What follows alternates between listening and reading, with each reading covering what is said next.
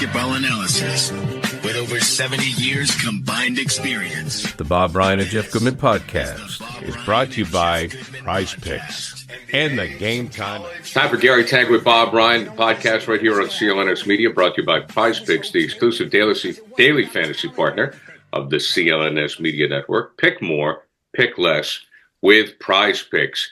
Bob, at the time that we record this, it is opening day for the Celtics. Do you feel giddy? Do you feel, have you lost that youthful level of expectation? I love this team and what they can do, and first of all, what they have done, and the idea that they could repeat would just become a big issue now in this league.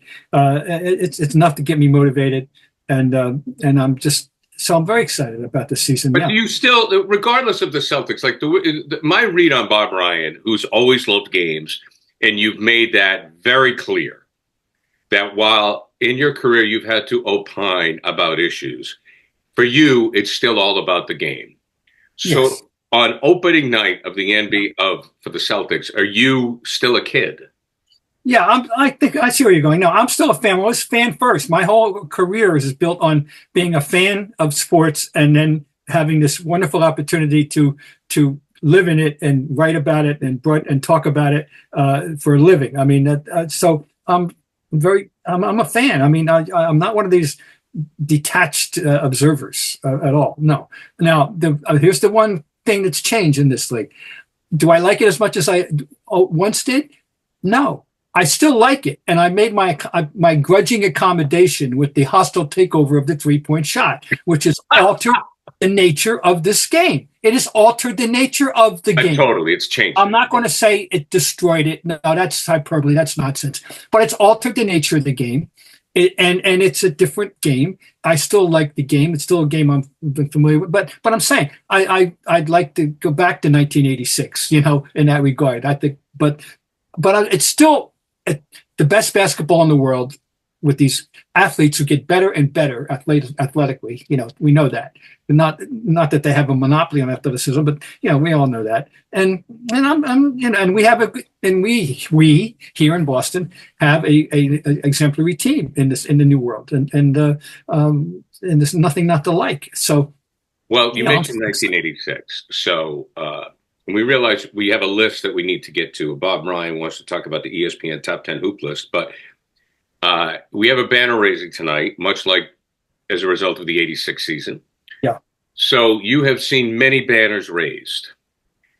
How do you feel when it happens? Is there one that sticks out? Is there any particular memory you have? Well, not the ceremony itself. I mean, it's the memories you're restoring. Like, for example, here's what I'm sure I'll be thinking about. The last night that I was in that building for a Celtic game, I have been back in the building. We had an ABCD Hoop Dreams there, but anyway, it was the night of one of the most festive occasions in the history of the team, which is with all these championships, this being the 18th. This championship game, now the last two championship clinching games, going back to 2008 as well, have been, thorough humiliations of the vanquished foe. The one was really sweet because it was the Lakers, and 131 to 96, 132 to 96. And this one with that fantastic game that they played, and Pritchard's shot is the signature, even though it was only at halftime. But it was the symbolic ending of the clinching of the season, of the whole thing. So it's going to be fun to rekindle that memory, because the last time I was in that building with all the people, it was a happening. It was so much fun. Everybody was enjoying themselves. So that'll be nice to rekindle that. But as far as the ceremonies themselves, I don't really have any, memories of anything, specifically. All right, now let's get to the meat of the conversation here. ESPN has a list out that you would like to comment on, and what is certainly not a surprise is I think Tatum is a top-ranked American on this list. There's a couple of things on my mind. This is number one. I want to talk about the globalization of the league in general, which this is going to lead right into it. Okay. Yeah. ESPN's come up with a top 100, and the top 10 are as follows, going from 10 to 1, okay? Number 10 is Anthony Edwards. Number 9 is Kevin Durant. Number 8, Joel Embiid. Number 7, LeBron. Number 6, Steph. And number 5, Jayson Tatum.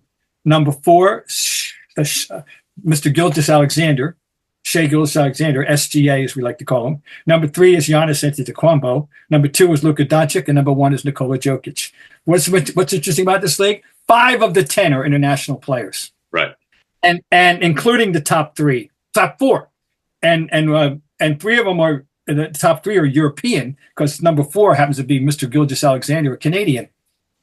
It's such a statement on the way the game has evolved, And by the way, the league announced all the schedules and everything today, and put out those schedules. They have a record 125 international players in the NBA right now, in 43 countries and possessions. Wow. And that's just I just smile when I think about the big story it was when the very first European who was not developed in an American college, because we had some guys that they were born in Europe and they played college in America and they got drafted.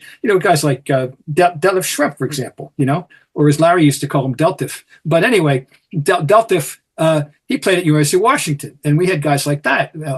But this was the first time that there was a European bred only by them to come over here and play. His name was Georgi Gluchkov. And he played for the Suns. He was a Bulgarian. And guess what? He played 1 year, went back home, and there has never been another Bulgarian. Wow. Basketball didn't take off in Bulgaria thanks to Georgi Gluchkov.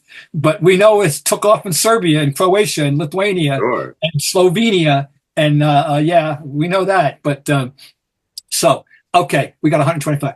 The list is it's an interesting list. The number one American, the highest rated American, is Jayson Tatum. It's interesting that Jaylen Brown did not crack the top 10. No, what top 10? It's 10's tough. 10's tough. I mean, Jalen Brunson right now, I think can make himself a case too. And for example, but there's plenty of so. But yeah, Jaylen Brown, more motivation for Jaylen Brown, as if he needed any more. No doubt. As if he needed any more. So.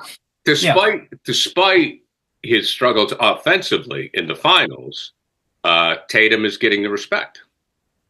Yeah, he is, because he's being recognized as an all-around skillful player who can help do. Yeah, his shooting was off, but he rebounded great. He's become a facilitator, and there it is. So trying to think of whether there are Americans, that weren't on this list right now. Who? I mean, we can go on. Well, you mentioned Brunson. Look, if I want to complain about Jaylen Brown, and Jalen Brunson has a case to make too. I mean, obviously, you have some guys that are long in the tooth, in LeBron, where in the past they would be number 1 and 2.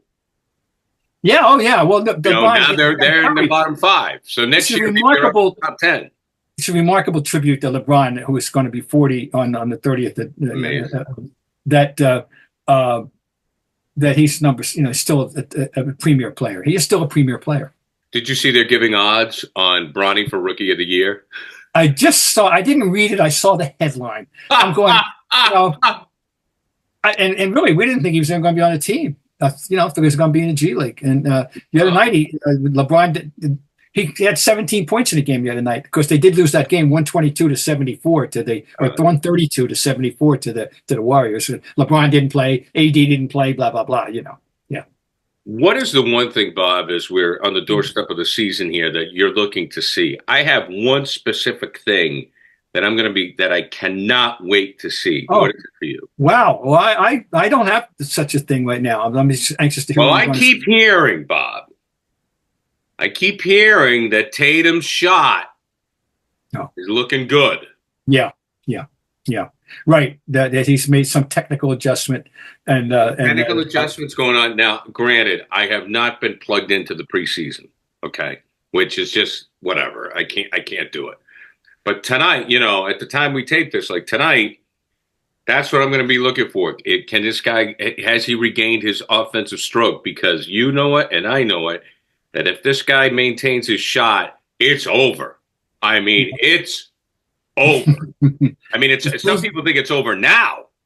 He's still the amazing thing about him. The way the world has evolved with these young guys. He's 26. Oh, I know. You're 8.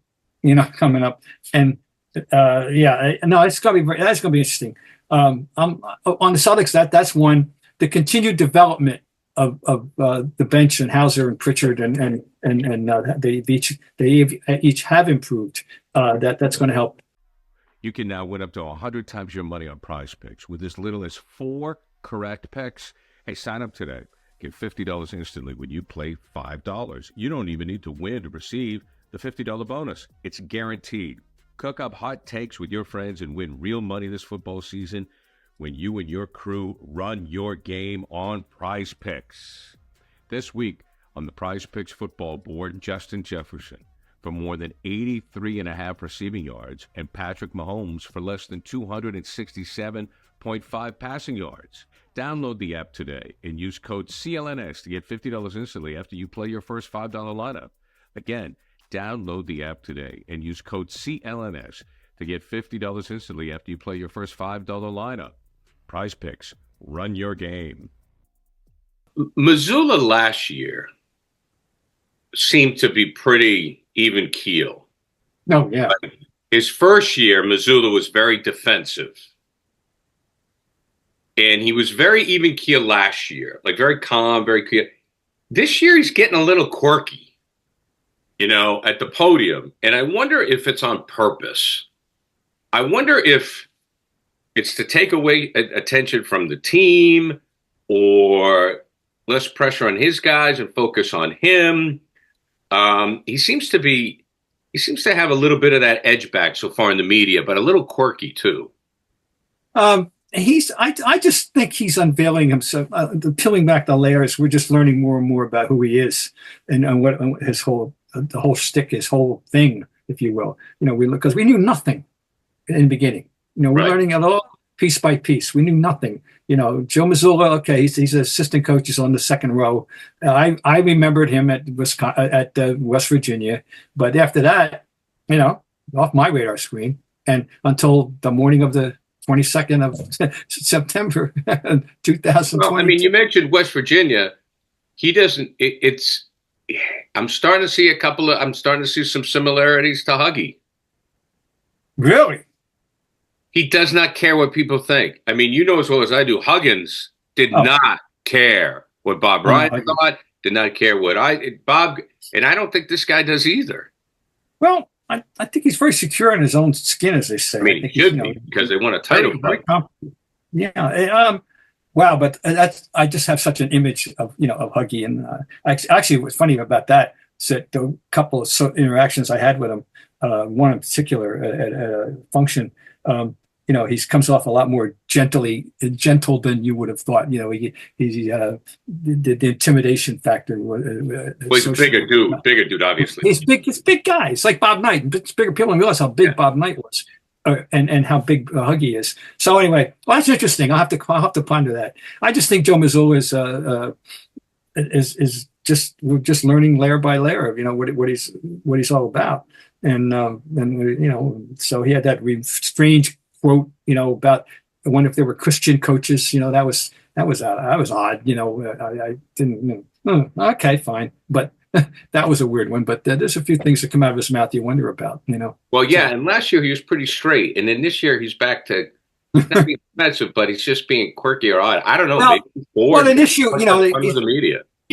He's not oblivious to the noise, so that, as they like to say in the sports world. Okay, the fact that people question the validity of their championship based on the absence of key players on the other teams in the playoffs, and it's undeniable, that they benefited from the absence of people such as Garland and Jimmy Butler, Halliburton, and Butler, etc., and Mitchell.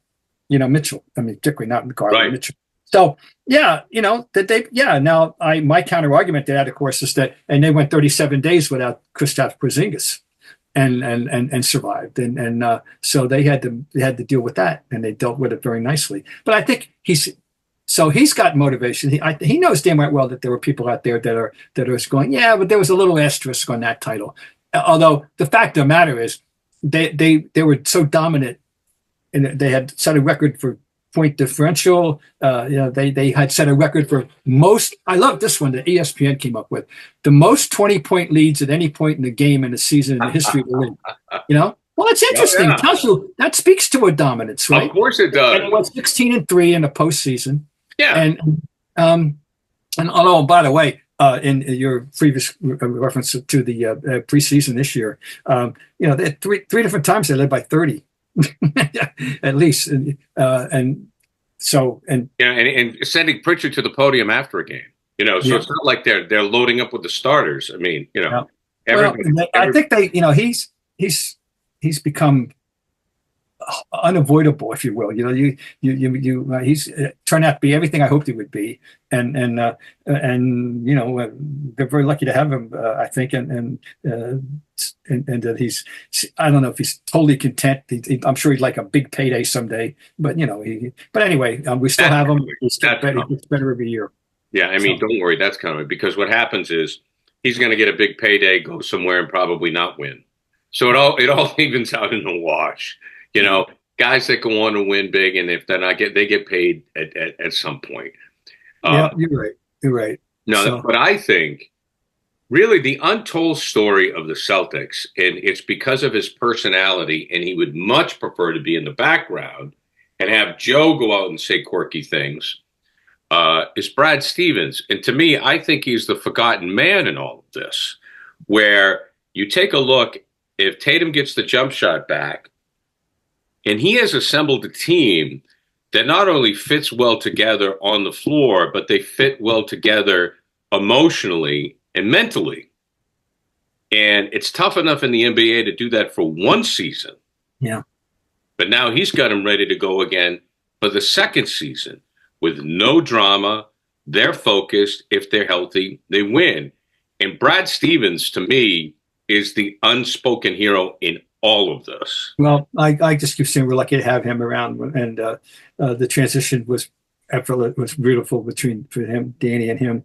I agree with you, and he is self-effacing. He's not a publicity seeker. He's living. He wants very much to live as normal a life as he can. No question. And he's so far, I think he has succeeded in doing it. And if he's happy doing this, that's fine. I still, from the day when he did leave the coaching ranks, I couldn't believe how young, that he would do it. That he, at his age, that he won't coach again.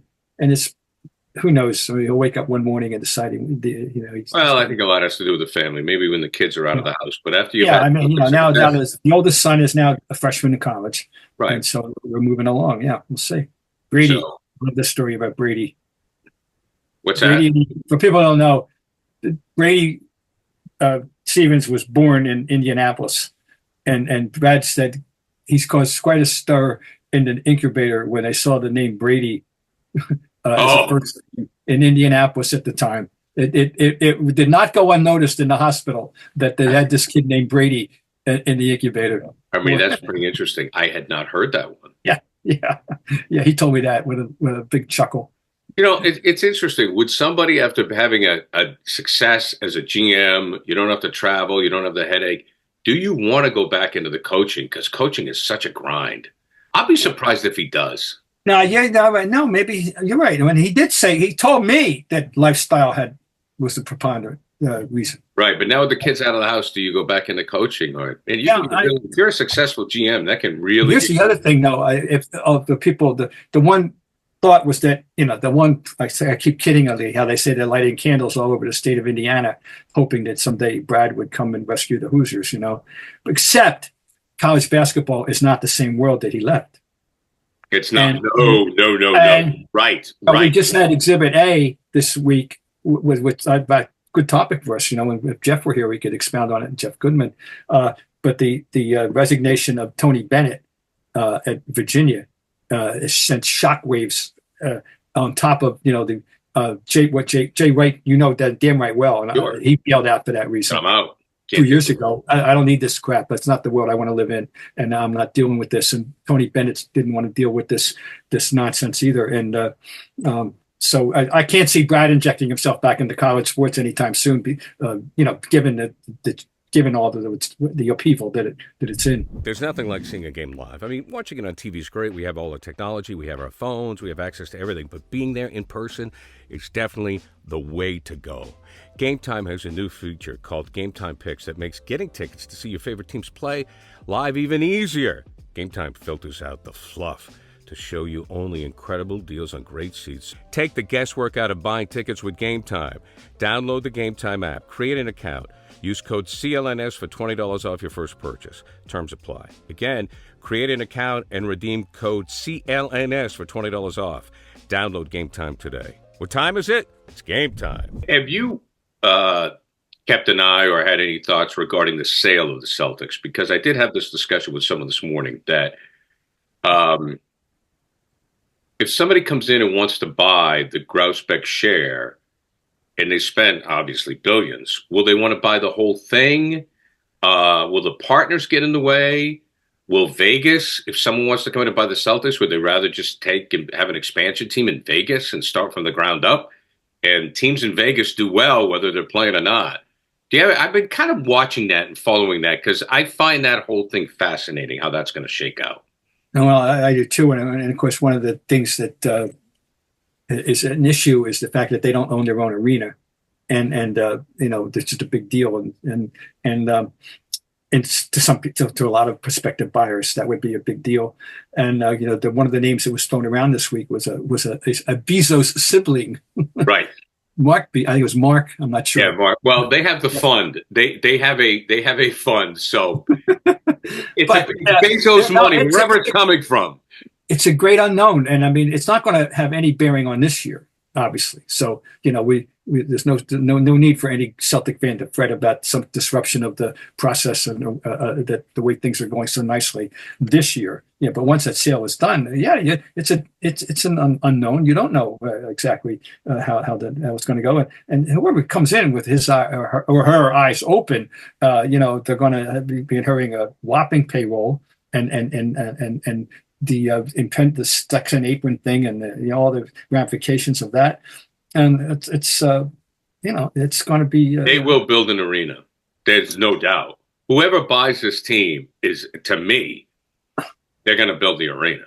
Well, that would be. Wouldn't that be something? That we're just so used to the Boston Garden since 1928. Right. And this is the second incarnation of it, of course, but that would be, I just can't even fathom that. And of course, the big problem then, of course, is the battle over events and shows. And, this one of the things that gets talked about with the Bob Kraft and the desire to build the stadium and it has a soccer stadium in Everett and all that, Right. And yet another arena competing for the existing. It's going to be interesting. But I'll tell you though, Bob, I think there's plenty of room. I've just noticed it with my kids because coming out of COVID, people want live events. Live events more than ever. They're selling out all over the world. They're selling out all over the country. I think there's enough room for everybody. I really do. Well, it's live event production is. Well, I got to say, anytime soon. You make a good point about enough events for everybody because I'm always amused myself when I reading about these concerts that sold out the Boston Garden and I have no idea who these artists are. Oh yeah, me neither. Forget about no it. Idea who no, I don't either. The comedy as well. I mean, you have stand-up comics selling out the Boston Garden. You have other performances, other live acts doing it as well. So I think there's plenty of room there. But it's going to be something to monitor and the Celtics thing, but it isn't going to have any tangible effect on the performance of the 20. Oh yeah, no. The next year, I think pretty much next year will be fine. Maybe even the year after that. But I think it's going to get really interesting because there's even I forgot the gentleman's name. There's another who's a limited partner who's got a ton of money. The thing that always amazes me, Bob, this young man from Rumford, Maine here you're talking with, when these people come out of the woodwork that have all this money, and I go, where do they come from? And no. Where, like names you don't hear of, like Bezos, obviously, you know who Bezos is. Or you'll hear about this other guy that's worth $20 billion. I'm like, Where where does it come from? My God. Anyways, well, as a little subplot to that, a little corollary to that, it's a question I pose almost every time I drive up the Southeast Expressway and I see the boats, and I say, who owns all these boats? I know. In this climate, how much use do you get out of a boat? I mean, I'm serious. But I live in a boat. I live in a nautical town. Okay, we got the harbor full of boats, and I'm going, who owns these boats? Right. So that kind of ties in with what you're saying about where do these billionaires get their money to? Really? Who owns all? Where's it all coming from? Like this guy. God. Well, like one of my friends who owned a boat said the best day was the two best days of being a boat owner is when you buy it and when you sell it.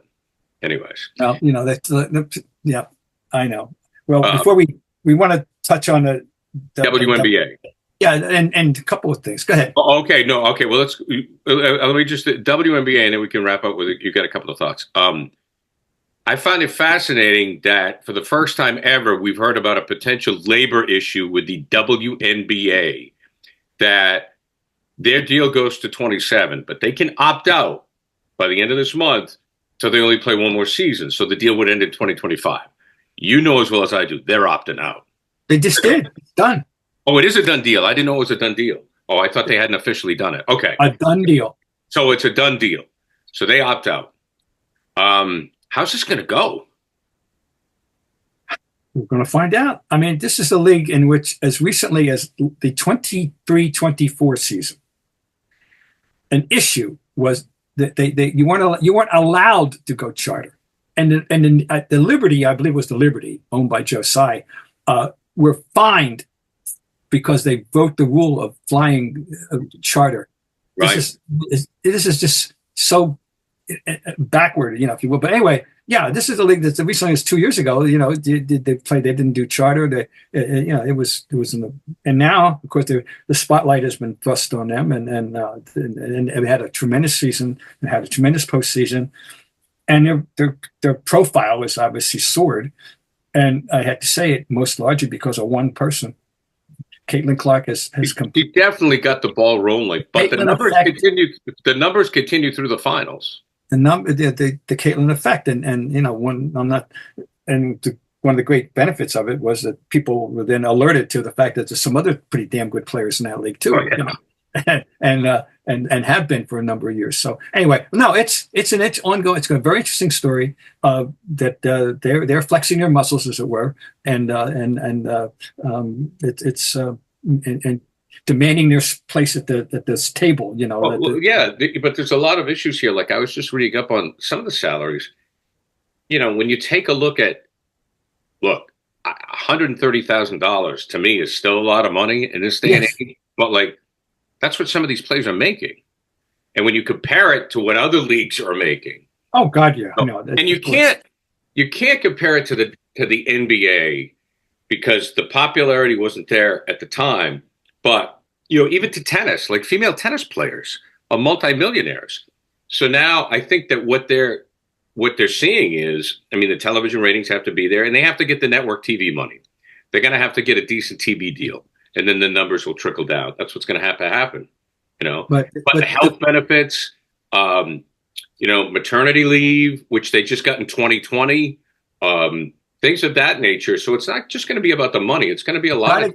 They need to get to a point as quickly as possible where it's financially solvent enough that nobody has to go to play in Europe just to make a living. Well, I'll tell you one thing is they don't want to work stoppage.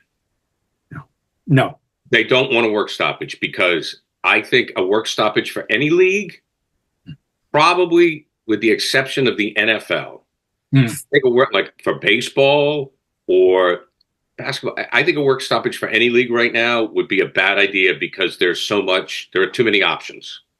True. There are too many entertainment options. So I hope that doesn't happen. So I think it's going to be interesting. And good for them. The players certainly deserve it. There's no doubt about it, but it's going to be interesting to see how that plays out. Now, the one final thought on them and the league is that I watched, a good portion of the playoffs, and I watched the championship game. Unfortunately, that was not a good game. And you can talk about good defense, But the fact is that it was not a good demonstration of the product. I wish there had been a better, product. And the other thing is that I always feel this way about any sport, basketball in particular. I hate what I call loose ends. I want the ending to be clean. It was anything but clean. It was a very, very much of a loose end with a controversial call that was bad. And it was pretty obvious that was not a foul that put Breanna Stewart to the line and get a chance to send him into overtime. But then it reopened discussion about just in general terms, they've got to improve the quality of the officiating. That everybody seems to be in agreement with that. There's no dispute about that. So that's one thing they got to do. And but I hate the fact that this big game went down to didn't go down, but now when these things happen, you always have to remember if you hadn't put yourself in a position, to be hurt by that, right. Because you should have played better to start with. Both teams, of course, and then the horrendous evening by the two stars, shooting wise, Stewart and Ionescu. Ionescu won 5 for 34. I have to point out something to people, though. This is in fairness to those two stars. In the 1957 Game 7, Boston Celtics 125, St. Louis Hawks 123, double overtime. The all-star backcourt, and they were together. They were the all-star backcourt for at least 4 or 5 years in the 50s. The first team, Bob Cousy and Bill Sharman, they shot in that game 5 for 40. Yeah, and they were bailed out by two rookies, some guy named Russell and some guy named Heinsohn. Right. And Heinsohn, of course, Tommy had 37 points and 23 rebounds in that game 7. Cousy and Sharman shot 5 for 40, and so it was even worse than Ionescu and Stewart. People should be aware of that before they come down too hard on Ionescu and Stewart. But guess what? They're champs now, and there you go. Anything else, Bob? Before we got bailed out, and they got bailed out by a rookie too. Not a rookie, but a sub. Right. Yeah, no, just a happy new year to everybody in the NBA. It's as we inaugurate the season. The league began modestly in 1946, and here we are. And a lot of teams have big hopes. By the way, I mean, sure. And then both wide open. A lot of teams have big hopes. Celtics are favored, but they're going to have to earn it. I think it's wide open for number 2, I should say. I think the Celtics are by far ahead of anybody else, but, number 2 is wide open. Bob, just a final question, because they call you the commissioner for a reason. Are you surprised, or do you ever sit back and are you astounded at how the league has grown in such an international level of popularity based on when you started coming out of Boston College covering this team or this league? No. Yes, the answer is yes. It's totally global. It's the second biggest thing in the most popular sport in the world after soccer / football, and it's with 125 international players in the league this year on the opening day rosters, and it's improved so much, and it's great. And but I mean, like I say, we've gone to a point from where we had the one Bulgarian in 84, 85. Now we got 125 internationals. And it's a tribute to, but I'm telling you right now, people that never got the whole point of the Dream Team. The tipping point that set all this in motion was the Dream Team and the inspiration that they provided for a lot of youngsters all over the map and all over the globe. And that was the turning point. And the Dream Team, they were the true ambassadors of sport for this. And it wasn't our idea. It was the late Boris Stankovic of FIBA who dragged us kicking and screaming into the international world in that level. And they could never, everybody who's benefited from it could never thank that man enough. Robert, we'll talk to you again in a few days. Brought to you by Prize Picks, the exclusive daily fantasy partner of the CLNS Media Network. Pick more, pick less with Prize Picks. Enjoy the opening of the greatest season ever, Bob. All right. We'll talk to you soon.